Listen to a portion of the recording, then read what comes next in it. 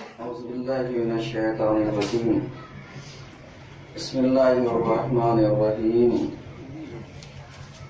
الحمد لله رب العالمين والصلاة والسلام على أشرف الأنبياء والمرسلين. أما بعد فقد قال رسول الله صلى الله عليه وآله وسلم: من طلب العلم كان كفارة لما مضى. صلوات المبارك.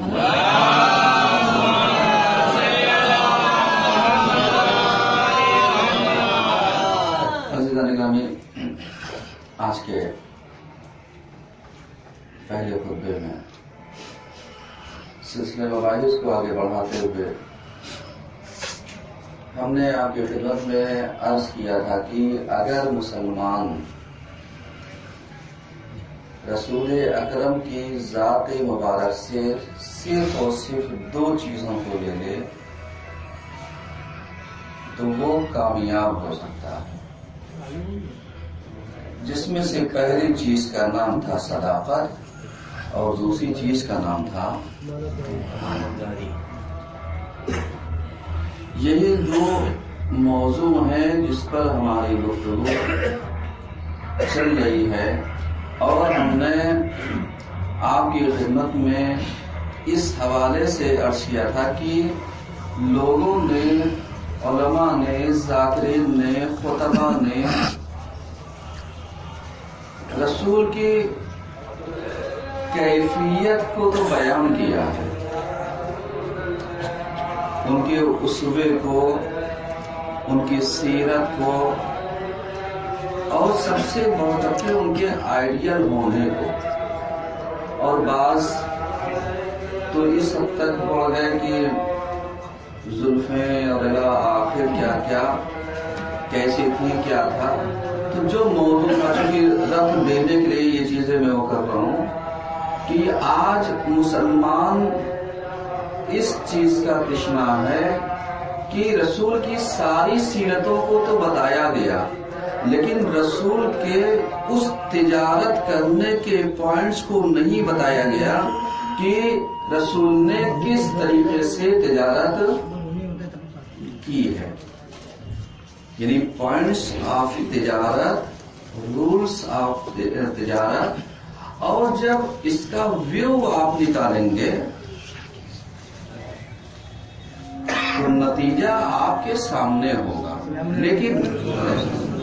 لیکن مسلمانوں نے حدیثوں کو تو یکجا کر دیا، قرآن سے بہت سارے استدلالات کو استخراج کر دیا، حدیثوں سے ساری چیزوں کا ذکر کر دیا، لیکن مسلمان ان حدیثوں کی طرف جانا نہیں چاہتا اور علماء کے سامنے زانو ادب طے نہیں کرنا چاہتا۔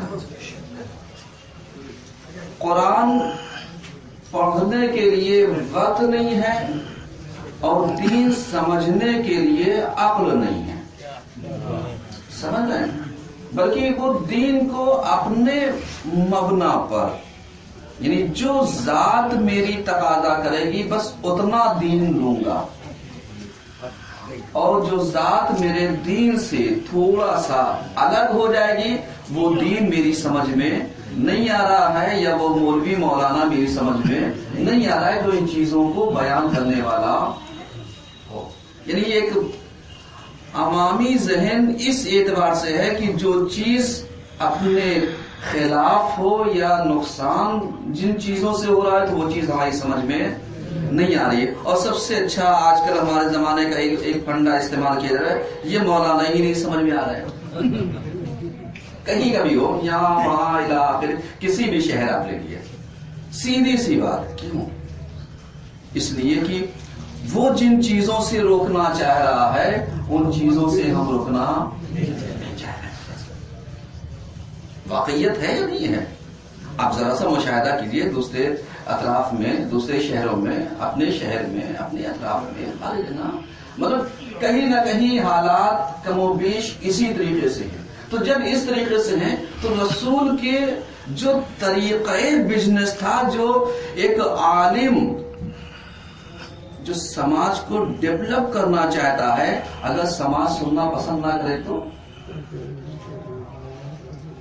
معلوم دیا جو ہی سفید کالونی سے یہاں سے طریقہ تجارت کو بیان کیا جا رہا ہے. ایک مثال دے رہے ہیں، ٹاپک چھیڑا ہے تو گفتگو ہوگی کہ رسول نے علیہ السلام کی کیسے تجارت کی، اس چیز کو بیان کیا جا رہا ہے. ہم کب آ رہے ہیں؟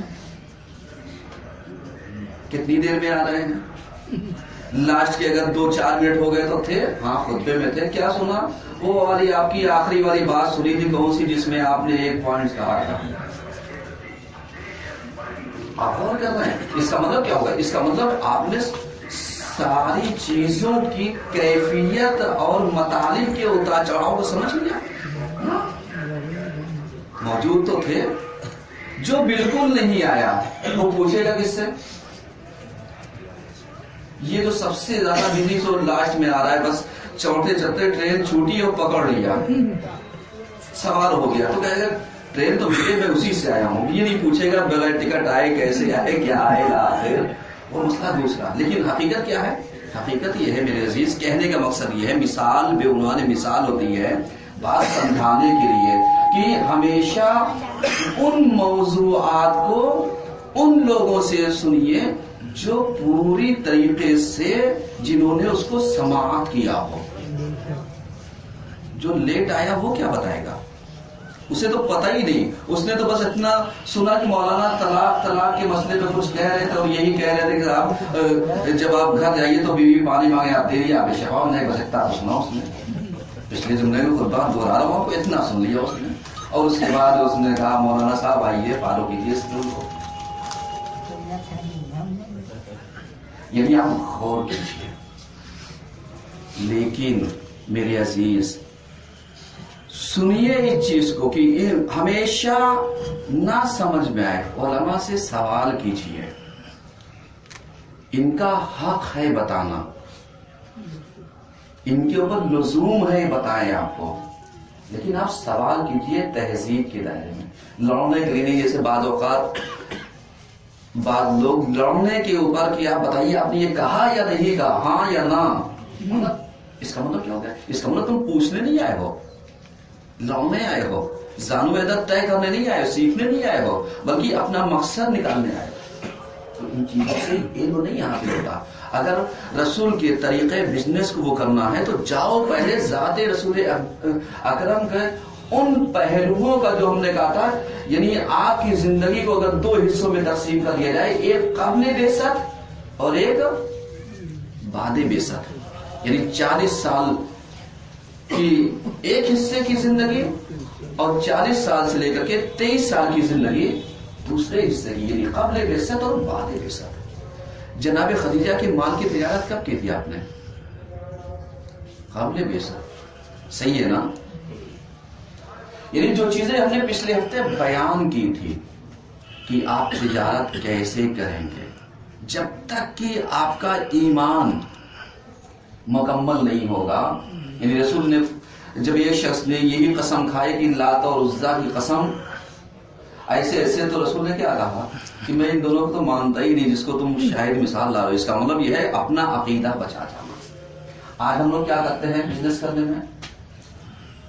عقیدہ ہی نہیں بچا پا رہے ہیں، ایمان ہی نہیں بچا پا رہے ہیں، باقی سب بچ جا رہا ہے. آج ایک سوال کا جواب دے رہے ہیں.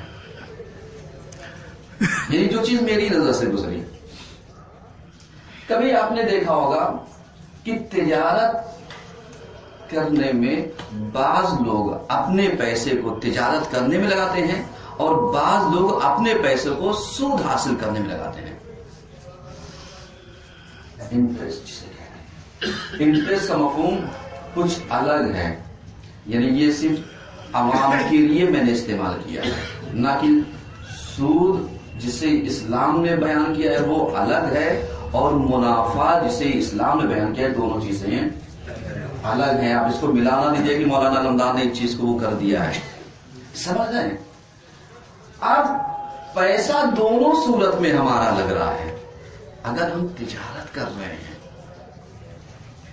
پیسہ جا رہا ہے نہیں جا رہا ہے، پیسہ پھنسا رہے نہیں پھنسا رہے ہیں، اور جو انسان یعنی سود کے لیے پیسہ دے رہے اس کا بھی پیسہ پھنس رہا نہیں پھنس رہا ہے.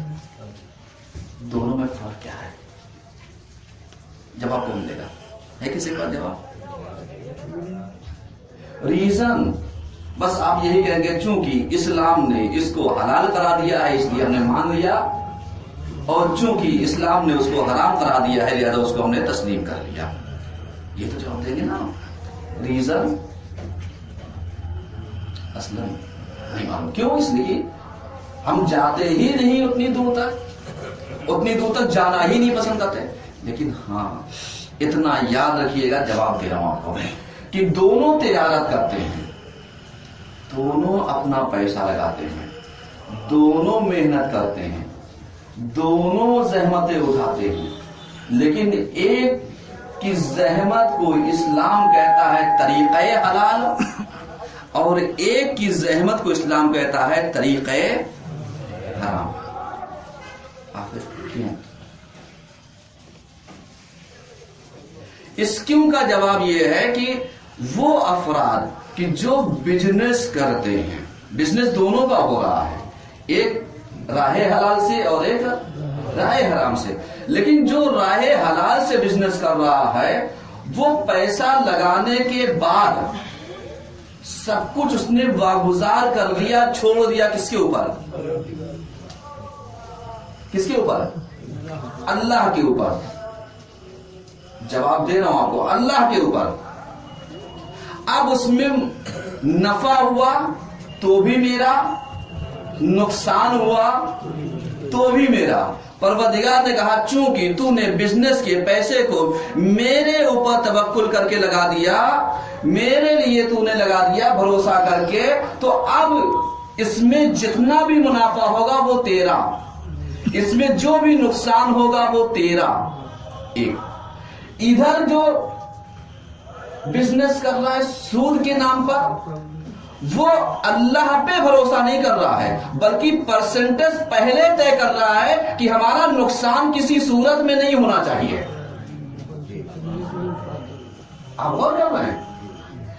अब यहीं पर जिसने अल्लाह के ऊपर भरोसा किया उस तरीके को अल्लाह ने हलाल करार दे दिया, और जिसने उसके ऊपर भरोसा ना करके अपना परसेंटेज तय कर लिया उसको अल्लाह ने हराम करार दे दिया। एक सलमान पढ़िए सब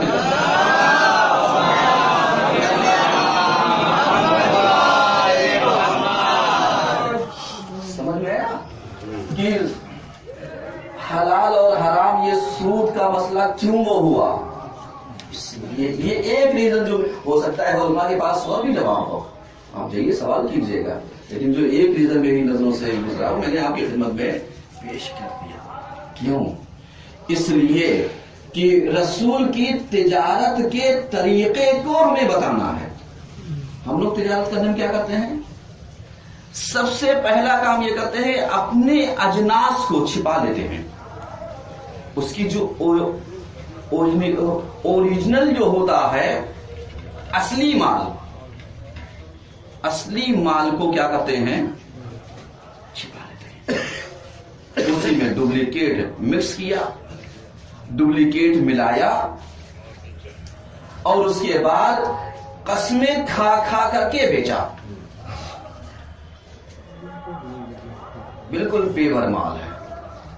कसम खुदा की, रसूल यहां पर कहते हैं कि तरीके बिजनेस रसूल से चाहिए ना, उसी चीज को बयान कर रहा हूं कि रसूल यहां पर कहते हैं कि यह सच है कि वक्ती तौर के लिए तू मालदार हो जाएगा, यानी तेरा माल बिक जाएगा, तू फराड कर लेगा, कामयाब हो जाएगा, लेकिन बरकत असलन नहीं होगी। रसूल ने क्या कहा? जो माल है वही बयान करना, जो माल है वैसा ही पेश करना, उसकी जितनी कीमत है वैसे ही उसको फरोख्त करना, इसलिए कि मुनाफा और नफा देने वाला कौन है? अभी आप देखिए ज्यादातर लोग जिनके यहां रिपेयर का काम होता है वो ज्यादातर क्या करते हैं? हमें पता है क्या काम है। बिलफर्ज एक मिसाल दे रहा हूं। मालूम दिया मौलाना लमदार कंप्यूटर जानते हैं, सही है, कंप्यूटर के इंजीनियर हैं। अब एक साहब लेकर के आए, साहब मौलाना साहब ये मेरा कंप्यूटर खराब हो गया, مولانا صاحب کو پتا ہے اس میں کیا خراب ہے. مولانا صاحب کا 1 روپیہ نہیں لگنا ہے, صرف کیا کرنا ہے, اس کے جو ہارڈ ویئر ہے نکال کر کے اس دوبارہ فیڈ کر کے ریسٹارٹ کر دینا ہے. ایک مثال دے رہا ہوں. اب مولانا صاحب کیا کریں, چونکہ میں مثال اگر کسی بھی دوں گا تو کسی بھی جا کے چپک جائے گی, میں اپنے اوپر دے رہا ہوں, سمجھ رہے ہیں. اب مولانا کیا کریں, اب مولانا نے کہا ارے بھائی صاحب آپ کا یہ پاور یونٹ جو ہے یہ خراب ہو گیا ہے, یہ جبکہ ہمیں پتا ہے یہ صحیح ہے. اس کے بعد دوسرا, آپ کا یہ جو گرافک کارڈ ہے نا یہ ورک نہیں کر رہا ہے, اس سے اچھی کوالٹی کا جو 128 بیٹ کا ہے اس کو ہم ڈال دیتے ہیں, جبکہ آپ پاس کتنا ہے 8 بیٹ 16 بیٹ 32 بیٹ 64 بیٹ الی آخر. اس کے بعد آپ کا یہ ساؤنڈ کارڈ بھی کام نہیں کر رہا تھا, اب معلوم لیا کہ ہم نے 3 چیزیں بدلوا دی اور چارج کتنا لگا دیا 10,000 روپے. مثال دے رہا ہوں. ہم نے کام کیا کیا, ہم نے نیا نہیں بدلا, ہمارے پاس جو ایسے ہی کام آتے جاتے ہیں, ان کا سامان ان میں, ان کا سامان ان میں, ان کا سامان ان میں, چونکہ ہمیں پتا ہے وہ چیز خراب نہیں ہوئی ہے. اب آپ جانے گے صاحب یہ بدل دیا گیا ہے, تو آپ کہیں گے صاحب, آپ کہیں گے بہت زیادہ ہے, بھائی آپ تھوڑا سا کم کر دیجیے. ایمانداری سے بتائیے یہ دھوکہ ہے یا نہیں ہے؟ طریقہ بزنس یہ ہے, کہا نہیں وقتی طور کے لیے تو تم کامیاب ہو جاؤ گے کہ 10,000 تمہیں مل جائیں گے, لیکن یہی 10,000 چند دن بھی نہیں بچیں گے کہ ڈاکٹر کی جیب میں فری ٹرانسفر.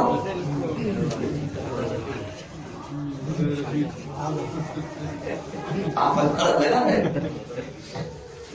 اندازہ لگائیے, چونکہ یہ ڈاکٹر لفظ زبان زد ہے, سماج میں اتنا زیادہ اس پروفیشن کو بدنام کر دیا گیا ہے کہ ہر چیز لا کر کے اسی چیز کے اوپر کہہ دیا. چونکہ آج آپ ریئلٹی دیکھیے, وہ پتا ہے کہ ایک گولی سے یہ صحیح ہو سکتا ہے, لیکن اتنی جانچیں وہ لکھ دے گا کہ جانچ جب تک کراؤ تاکہ اس کا کمیشن, وہ 200-400 کمیشن کے لیے آپ کا ہزاروں روپے نقصان کر دے گا. کیونکہ پتا ہے کیا مطلب اس کا مطلب یہ ساری چیزیں ہیں. تو اب اللہ کیا کہتا ہے, وقتی طور کے لیے تو تم کامیاب ہو سکتے ہو, لیکن وہ مال باقی رہ جائے نہیں ہو سکتا.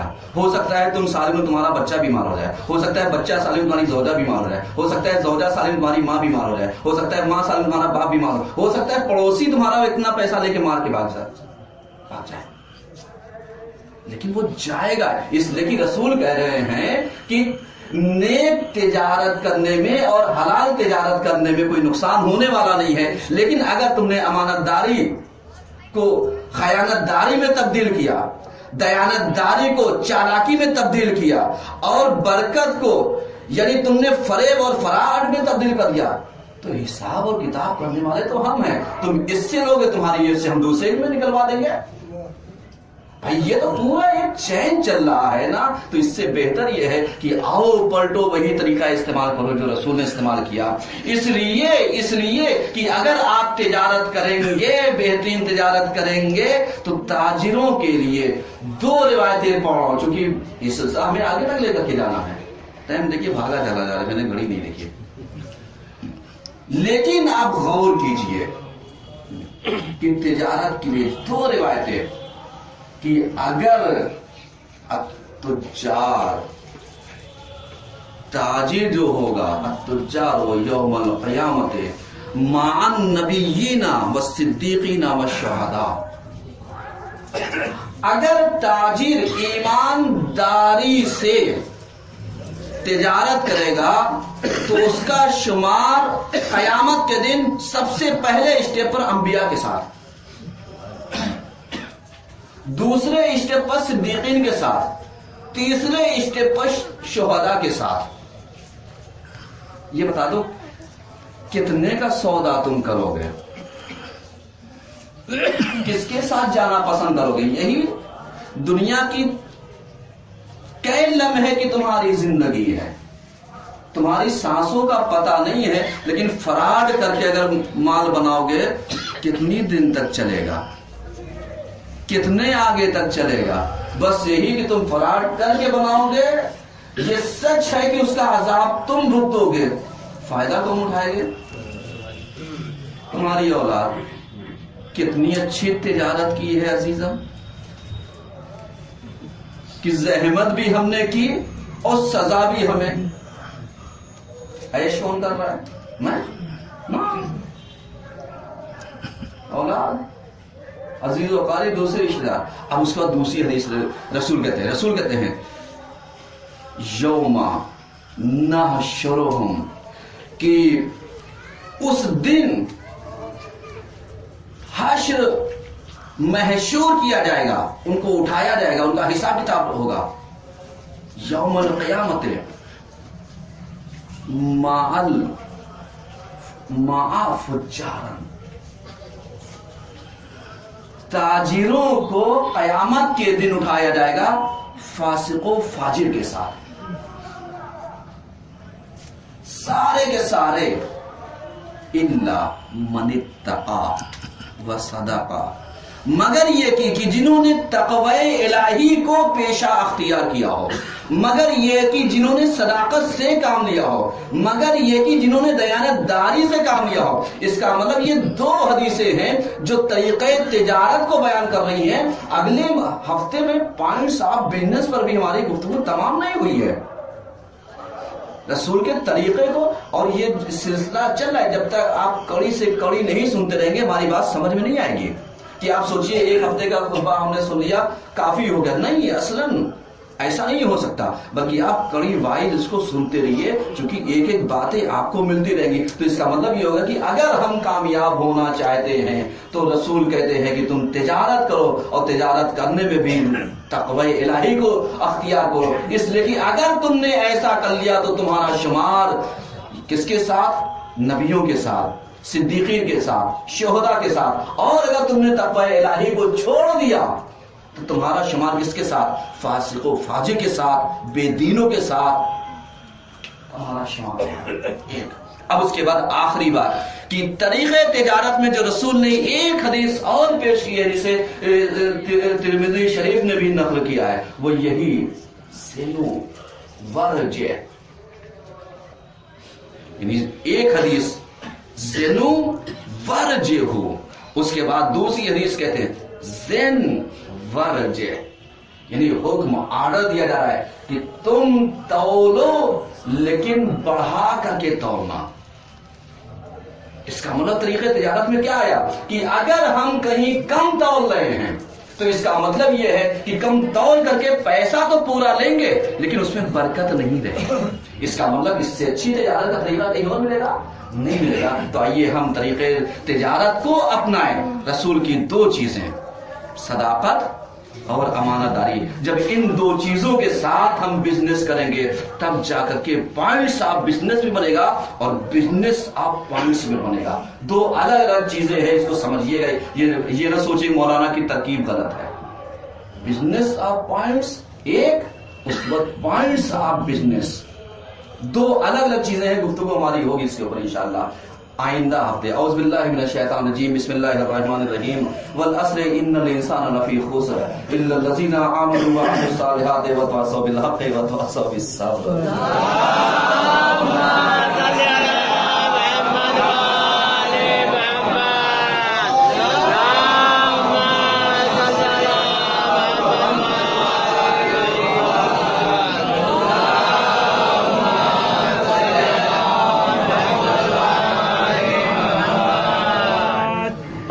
من الشیطان الرجیم، بسم اللہ الرحمن الرحیم، الحمدللہ رب العالمین، والصلاة والسلام علی اشرف الانبیاء والمرسلین، اما بعد، فقد قال رسول اللہ صلی اللہ علیہ وآلہ وسلم، بعثت لأتمم مکارم الاخلاق۔ صلوات محمد علیہ وسلم۔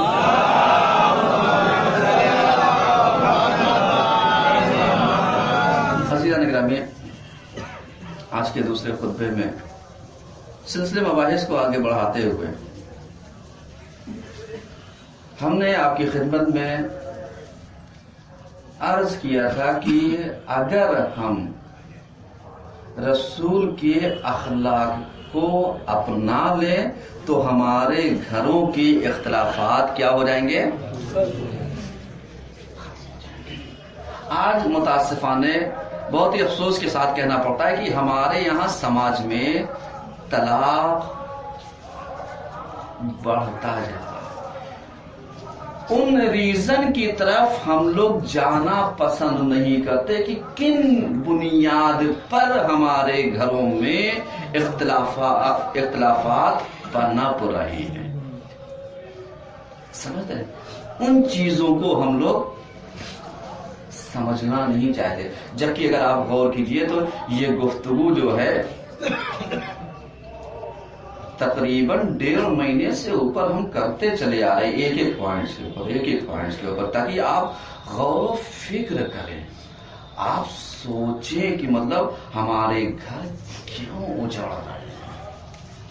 چونکہ ہم لوگ انہی چیزوں کو نہیں سمجھنا چاہتے۔ سمجھنا کس کو چاہتے ہیں؟ پڑوس کے یہاں کیا ہو رہا ہے۔ سمجھنا کس کو چاہتے ہیں؟ مولانا کیا کر رہے ہیں۔ سمجھنا کس کو چاہتے ہیں؟ اگر کوئی آگے بڑھ رہا ہے تو یہ ترقی کیسے کر گیا۔ یہ بھول گئے کہ میرے گھر میں خود کیا ہو رہا ہے۔ کیوں اپنے ذہن کو آپ نے یعنی دوسروں میں اتنا زیادہ ویست کر لیا، بزی کر لیا کہ خود اپنے آپ کو دیکھنا بھول گئے، خود اپنے گھر کو دیکھنا بھول گئے۔ اتنا عیب تلاشنا شروع کیا کہ خود کے عیب تمہارے اچھائیوں میں تبدیل ہو گئے۔ میاں کسی کے عیب تلاش کر لینے سے اچھے نہیں ہو جاؤ گے جب تک کہ اچھا کردار نہیں اپناؤ گے۔ اس لیے کہ کسی کے اندر خامی نکال لینے کا مطلب یہ نہیں ہے کہ تم اچھے ہو گئے ہو۔ اچھائیوں کو اگر تلاشنا ہے تو خود اچھے بن جاؤ۔ اس لیے کہ رسول کہتے ہیں بوئستو لأتمم مکارم الاخلاق، میں اس لیے بھیجا گیا ہوں تاکہ مکارم اخلاق کو پائے تکمیل تک پہنچاؤں۔ پچھلے ہفتے ہم نے گفتگو یہاں تک پہنچائی تھی کہ بعرض معذرت بزرگوں کے ساتھ کہ بزرگوں کو چاہیے کہ اپنی بہو اور بیٹوں کو تھوڑا سا وقت دیں۔ یاد آیا نا سلسلہ؟ تھوڑا سا وقت دیں۔ اگر یہ وقت دیں گے اپنی بہو اور بیٹیوں کو تو آپ جانتے ہیں بآسانی آپ کا اپنا لال، آپ کا اپنا بیٹا ڈپریشن سے باہر آ جائے گا۔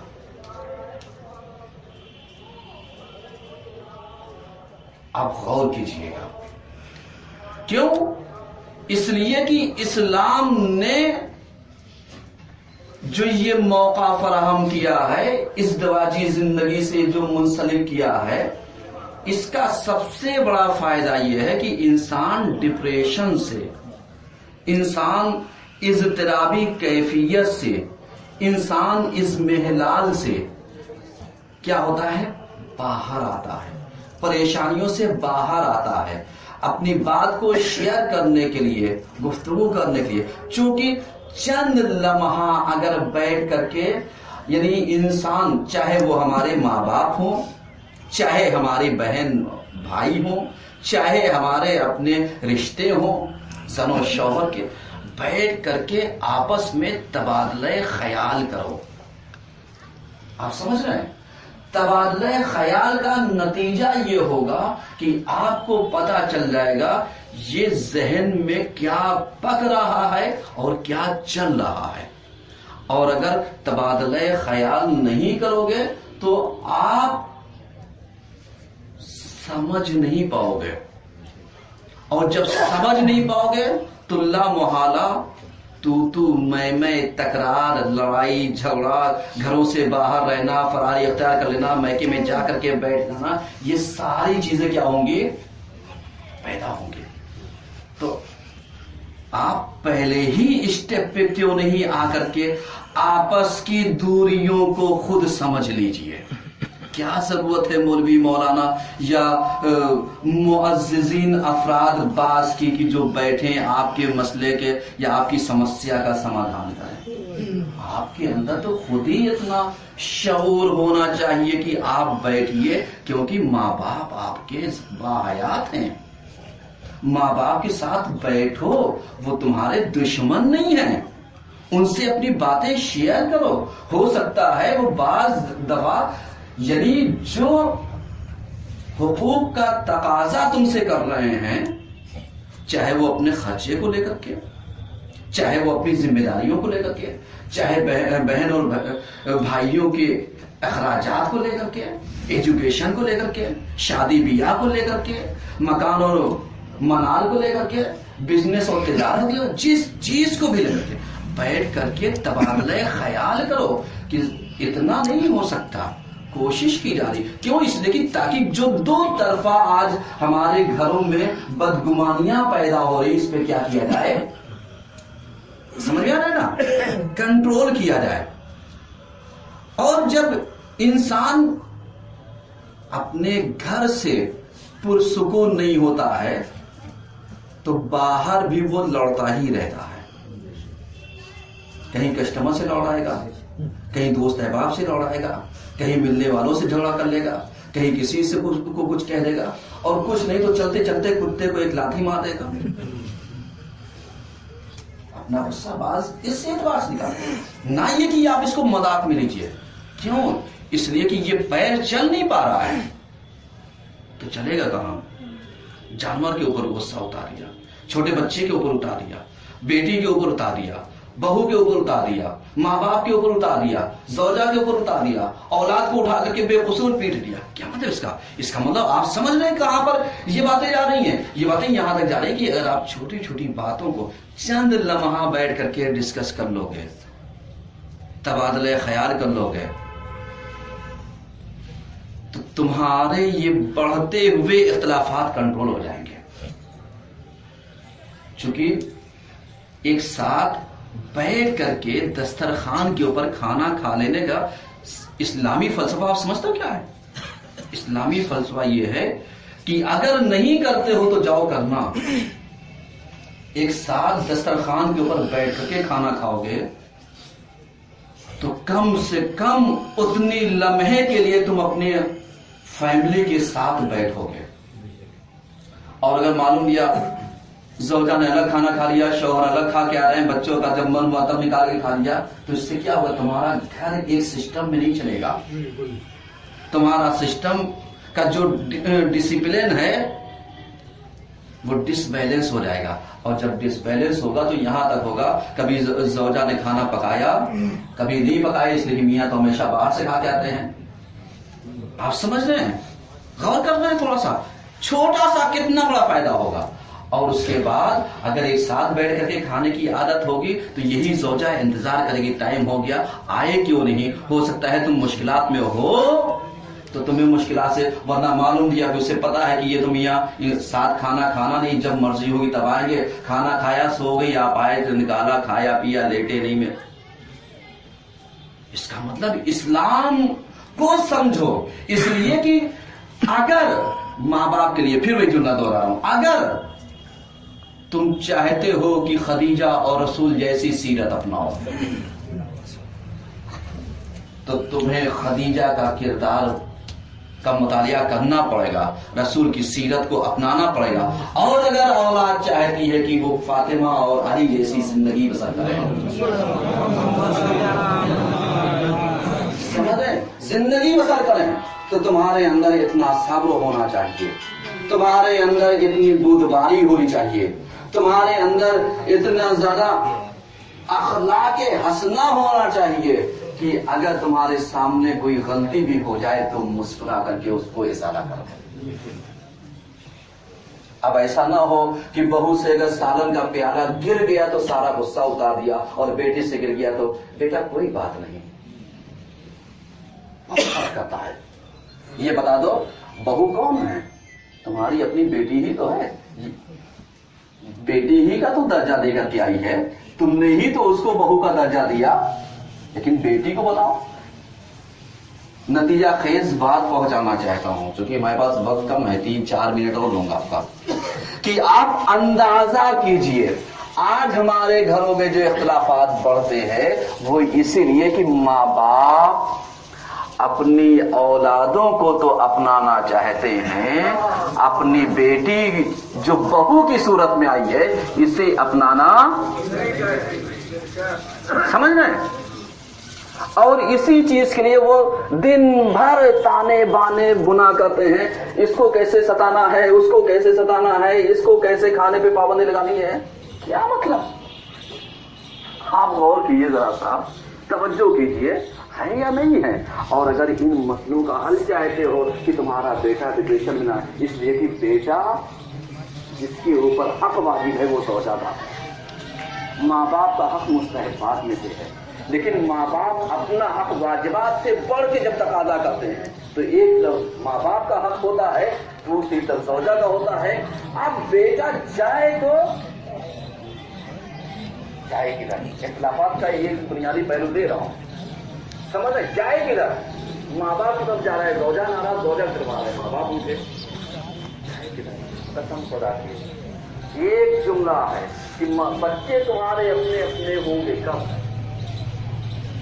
جب تم بچہ تمہارا اپنا ہے کہ تمہاری اولاد ہے، تم نے پیدا کیا ہے، تو ہے کہ یہ اور بات ہے کہ تم نے زوجہ کے طرفداری میں تم نے ان کو بھی پڑھایا کر دیا۔ اتنا زیادہ ہم لوگ یعنی سماج میں اتنے زیادہ بدگماں ہو چکے ہیں کہ جو ہمارا اپنا بیٹا ہے ہم اس سے بات نہیں کرنا چاہتے، ہم اس کو اپنانا نہیں چاہتے، بس یہ ارے جاؤ ہم سے بعد میں جاؤ جاؤ کا مطلب کیا ہو گیا؟ کہیں سے وہ بھلا کیا ہے کیا؟ نہیں، شریعت کی روح سے نکاح پڑھا کر کے لے کر کے آیا ہے، اور نکاح پڑھانے کے حقدار اور ذمہ دار گواہ تو تم ہی ہو سکتے، تمہیں سب نے تو اس کی شادی بیاہ کی لے کر کے آئے، تو اب وہی حسین ترین بیٹا، وہی چاند سی بہو تمہارے لیے کانٹا کیسے بن گئی؟ بتائیے پورے سماج سے، تو یہ خطبہ یعنی ایسا تو ہے نہیں کہ یہاں سے جا رہا ہے، انٹرنیشنل لیول پر جا رہا ہے، یوٹیوب پر نیٹ کے اوپر جا رہا ہے۔ اب جب نیٹ کے اوپر جا رہا ہے تو صرف آپ نہیں سن رہے ہیں، بہت سارے لوگ سن رہے ہیں، اور یہ پرابلم صرف چوری کی نہیں ہے، کانپور کی نہیں ہے، بلکہ پوری دنیا کی پرابلم ہے، سمجھ میں؟ اب ان چیزوں کا ایک رائے حل ہے، اور وہ یہ ہے کہ تم لا کے ان کو چھڑاؤ، ان کو بہو، ان کو چھڑاؤ، ان کو بہو۔ ایک رائے حل ہے کہ تم بہو کو اپنا لو، بیٹا خود بخود چلا آئے گا۔ ایک سلوائے پڑھیے سب مل کر کے، بعد میں ملنا ہم سے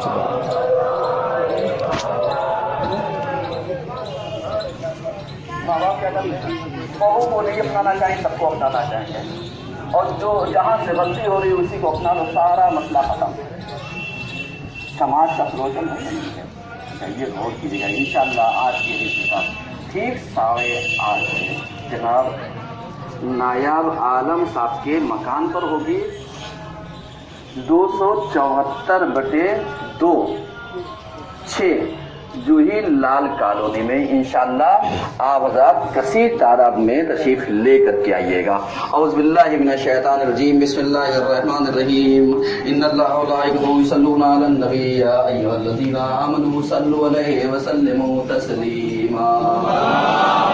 اللہم صل علی محمد صلی اللہ علیہ وآلہ وسلم وعلی امیر المومنین علی بن ابی طالب وعلی فاطمہ محمد وعلی رسول اللہ شہید کربلا وعلی حسین محمد محمد وموسى بن جعفر والد موسى محمد بن علي والد محمد والحسن بن علي